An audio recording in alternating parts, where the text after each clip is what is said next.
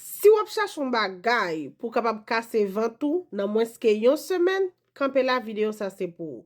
Non pas moi c'est coach Lou Diamoneis, moi son nutritionniste, moi aider moun faire business et moi aider moun casser ventre yo do. Eh ben, moi gagné yon produit qui sont boissons que ou prend durant une semaine. Dans une seule semaine nan, ou déjà éliminé 3 à 5 livres graisse en dedans ventou.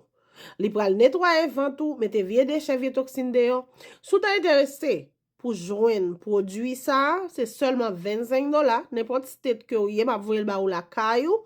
Et comment kounya la pour plus info dans 407 800 96 40. Son cocktail que lié et comment kounya la pour plus info dans 407 800 96 40. Année 2025 là, c'est vente plate bouda campé. Ou pas ka gen gros vente et ou pas ka gen bouda plate. Et comment kounya la pour moi capable de gérer ça. Non pas moi c'est coach Loudia, m'aptan nou kounya.